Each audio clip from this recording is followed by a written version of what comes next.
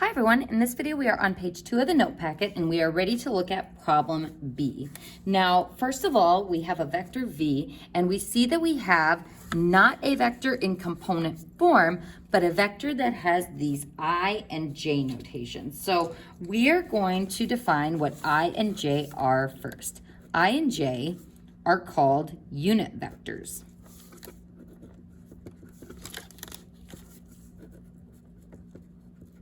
And these unit vectors are always of the form 1, 0 for the I vector and 0, 1 for the J vector. So if I define V as negative 2I minus 5J, I'm getting my first experience with vector operations. So this negative 2, I am going to distribute to the I vector. So negative 2 times 1, 0. And then the negative 5, we're going to distribute to the J vector. So negative 5, 0, 1. And what we get then is negative 2, 0, plus 0, negative 5, giving us the component form for the vector, negative 2, negative 5. So you don't have to show this work every single time. Just note that when you have a vector written in unit vector notation with I and J, you can essentially take the coefficient of I, which is your A value, and your coefficient of J, which becomes your B value, based on how those unit vectors work. So now we have component form, and now we are ready to do the same thing that we did on the previous problem. So starting with the diagram, let's figure out what quadrant that direction angle would be in and standard position. So backwards 2, and then down 5.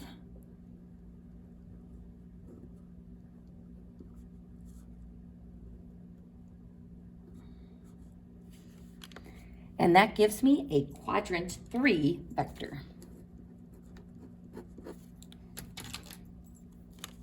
Well, quadrant 3 direction angle for the vector.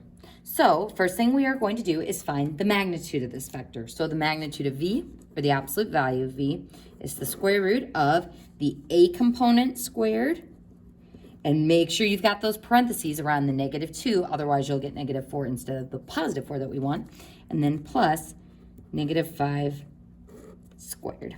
So this gives me the magnitude of V is rad 29. That's as simplified as we can go. That is our magnitude. Now for the direction angle. So tangent of theta is equal to B over A. Go ahead and write B equals here. So there's my B value on this side, and then my A value. So opposite over adjacent, B over A is negative 5 over negative 2. So not on the unit circle. So when we use our calculator, inverse tangent, we end up getting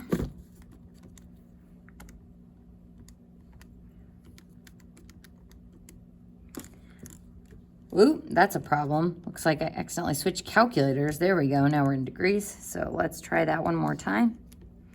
There we go, 68.2 degrees. Now it all seems hunky-dory except for one thing. 68.2 degrees is not a quadrant 3 angle. So what we have just found is this reference angle. So what can we do to this to figure out what this pink angle would be? We would need to add 180 to it. So theta will be equal to 248.2 degrees, which is our quadrant 3 angle. Then writing this vector in resolved form, make sure you've got that vector notation. So the magnitude, rad 29 times cosine of the angle, and then magnitude times sine of the angle. And that is our resolved form.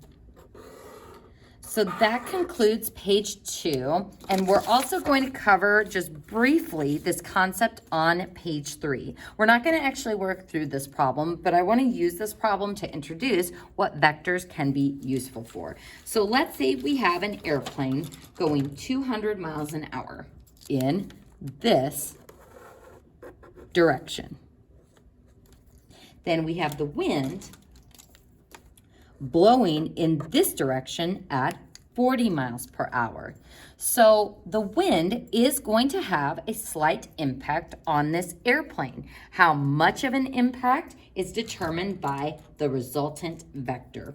So how I am going to be adding vectors together or seeing how they result or affect each other is we move the vectors tail to head and tail to head. So I take the tail of the blue vector and I'm going to slide it up and connect it to the head of the pink vector. And we are allowed to slide our vectors like this because remember, these are just the vectors in standard position. If I were to slide this one up, it's still the same vector. And why we slide it up is it makes finding the resultant easier. This shows that if I'm pushing on that pink vector, then what happens is we are going to go slightly off course and it's going to slow us down a little bit. Actually, it's going to help our speed a little bit, just kidding. So how we find our resultant vector is we go from the tail of the first vector to the head of the second vector. So this is what we call the resultant. And as you can see, it has its own magnitude and its own direction angle. So the wind is going to affect the airplane, giving us a resultant vector of what the airplane is actually doing. So what the airplane is actually doing. So the pilot may say, hey, I'm set to be going 200 miles per hour and set in this direction, but with that wind blowing, it is going to affect the course. So this is something that we will be using with story problems, and it also shows us how we add vectors together. Now, if you were looking at this problem wondering, well, how did we know to slide the blue vector up? We could have also done tail to head using the blue vector and sliding over the pink vector. So if I move the tail of the pink vector to the head of the blue vector and slide the pink vector over, we see that we get the exact same resultant vector. So to add vectors together or find a resultant, we do tail to head, stacking or sliding, moving one of those vectors over, and that will give us our resultant vector from the first tail to the last head. And that concludes page 3.